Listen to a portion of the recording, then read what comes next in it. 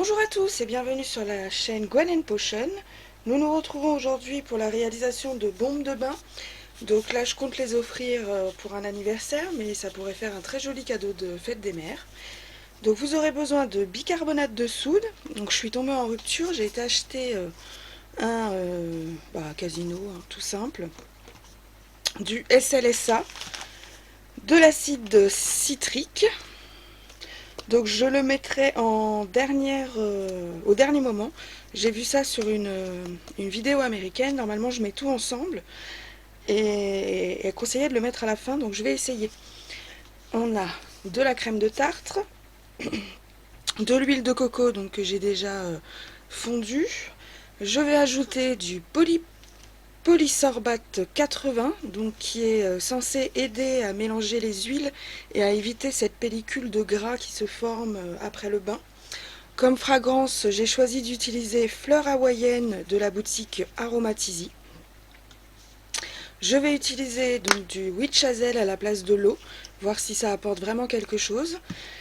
Et en décoration, puisque la personne m'a demandé de ne pas les colorer, je vais utiliser ces fleurs d'hibiscus. Donc il y en a certaines très grosses, d'autres toutes petites, et c'est les petites que je vais prendre. Elles seront toutes simples, en forme de rond, hein. J'ai ces petits moules que j'avais achetés il y a 2 ou 3 ans maintenant. Donc pour ça, je prends toujours une passoire, et j'ai déjà mes gants, mais je vais m'empresser d'aller mettre un masque pour éviter que les poudres ne viennent dans mon visage. Donc pour cette recette, vous allez avoir besoin de 45% de bicarbonate de soude, de 22% de SLSA, de 24% d'acide citrique. La crème de tartre, je l'ai pesée à 2%. Là, j'ai 3% d'huile de coco.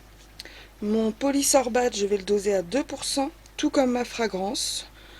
Pour le Witch Hazel, on va partir sur une dizaine de pchites. On verra après si nécessaire.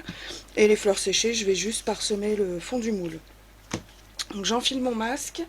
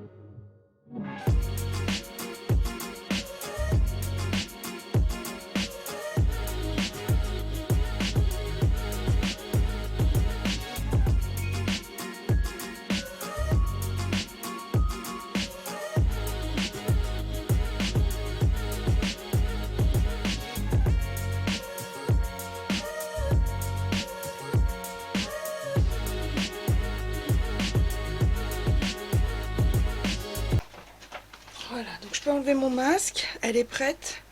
Je vais dès à présent, donc je garde toujours une vieille boîte à œufs. D'ailleurs on voit qu'il y a eu des boules de bain bleues à l'intérieur. Et donc j'attrape mon moule. Je prends les petites fleurs, donc dans notre cas présent ce sera de l'hibiscus. Et je vais essayer de prendre les plus petites.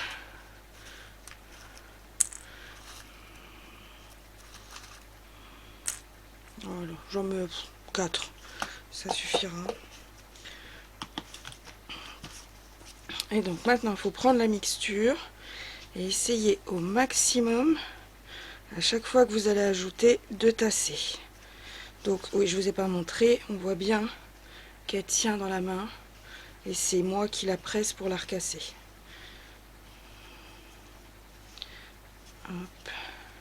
Donc n'hésitez pas vraiment à appuyer parce que c'est ça qui va donner à votre boule de bain la consistance finale. Plus vous allez tasser dès le départ entre chaque couche et plus elle sera bien, bien ronde et sans craquelure ou sans trou à l'intérieur, ce qui peut après créer une cassure. Donc ça peut aider par exemple quand j'en fais des très grosses et que les personnes à qui je les offre veulent les émietter par exemple, ne pas utiliser toute la boule. Ça peut aider, mais sinon ça va être un désavantage. Il faut vraiment que sous la main vous ayez l'impression que c'est plus une poudre, mais vraiment une pâte compacte, presque dure. Et c'est avec vos doigts que vous allez voir où il faut en rajouter. Ok, donc là j'ai cette partie là qui va être bonne. Je la pose et je vais travailler l'autre. Donc pour l'autre, il n'y a pas besoin de faire des quicks et des couacs. On n'a pas les fleurs à maintenir en place, donc on va simplement la remplir. Comme ça. Alors assurez-vous également que vous avez nettoyé les bords, sinon ça va vous empêcher de fermer le moule correctement. On presse.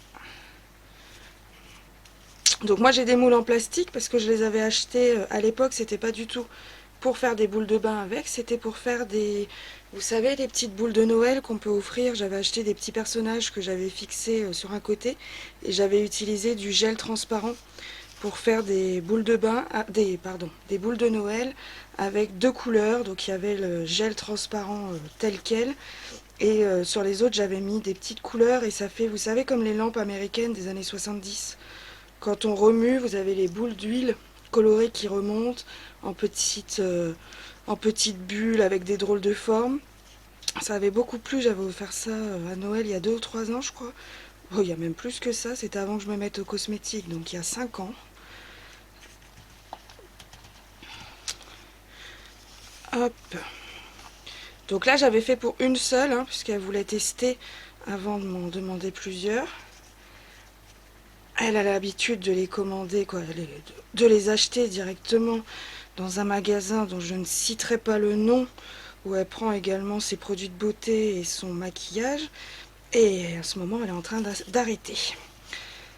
Elle a enfin compris que quand il y a écrit vert naturel et que l'élément naturel se trouve en 12e position de la liste d'ingrédients, ce n'est pas ce que tu achètes. Donc elle est enfin passée, pas au 100% naturel parce qu'elle continue à acheter des shampoings et des choses comme ça, mais elle est sur la bonne voie. Et je sais qu'elle achète chez eux des tubes entiers où il y a 5 ou 6 couleurs, fragrances différentes. Et elle adore ça. Donc si elle voit que les miennes sont aussi parfumées et jolies dans sa baignoire, je pense qu'elle passera à se les fabriquer elle-même, plutôt que d'aller dépenser son argent si durement gagné chez des magasins qui se moquent d'elle. Hein, quand on dit boule de bain, qu'est-ce qu'elle m'a montré l'autre fois qu'il y avait écrit Qu'est-ce que c'était? Ah, c'était pas une boule de bain. C'était un galet thérapeutique. Donc déjà thérapeutique, je pensais qu'il fallait pouvoir prouver les avantages avant de dire thérapeutique. Thérapeutique de quoi? On ne sait pas trop. Et donc elle me disait qu'elle préférait celle-ci parce qu'elles étaient faites avec de l'huile d'amande douce.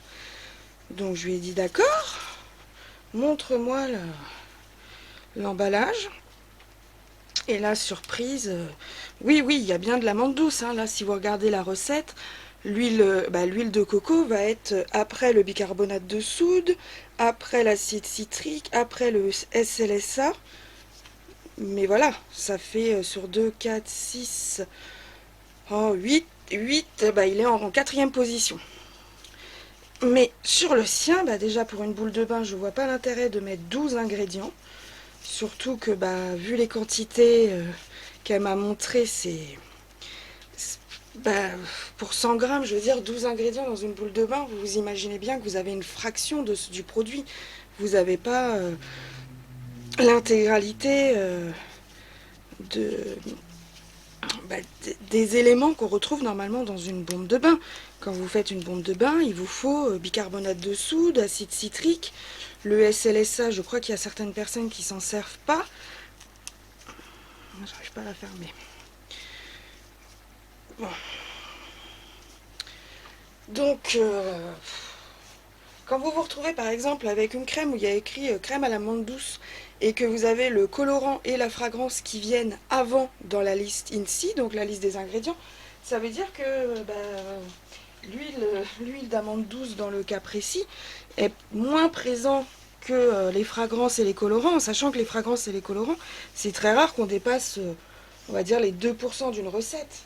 Donc si c'est après, ça veut dire que l'élément phare de cette crème n'est présente qu'à moins de 2%. Donc c'est pas un élément phare. Quand je dis crème, là je vais faire une crème de douche, je crois que je l'ai appelée douceur de coton ou quelque chose comme ça.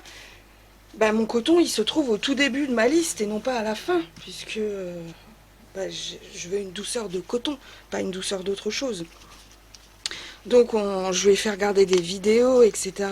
sur les compositions, le green batching, parce que ça aussi, elle se laissait facilement avoir par 100% naturel, nanana. Et quand tu regardes bien, ils utilisent des tensions actifs qui provoquent des cancers. Ils utilisent des... qu'est-ce que j'avais vu dans sa recette là? Pas un tensioactif, un conservateur qui est hautement polluant et qui se trouve avant certaines huiles. Donc imaginez-vous, ça veut dire que le conservateur il est dosé à un haut pourcentage. Donc c'est pareil, moi les conservateurs, donc là j'en ai pas mis parce que je sais qu'elle va la recevoir, qu'elle va l'utiliser tout de suite. Je dépasse rarement les 0,6%. Donc mon conservateur il est censé se trouver à la fin de ma liste d'ingrédients ou ma liste INSI quand je les prépare, pas au début. C'est pas possible. Si vous avez un conservateur qui apparaît dans les 3 ou 4 premiers ingrédients, ça veut dire qu'ils sont même pas sûrs de leur formule et qu'ils ont balancé du conservateur pour être sûr que ça moisisse pas, etc. au lieu de travailler correctement leur formule, quoi. Voilà, nous nous retrouvons donc pour le démoulage de la boule de bain, voilà.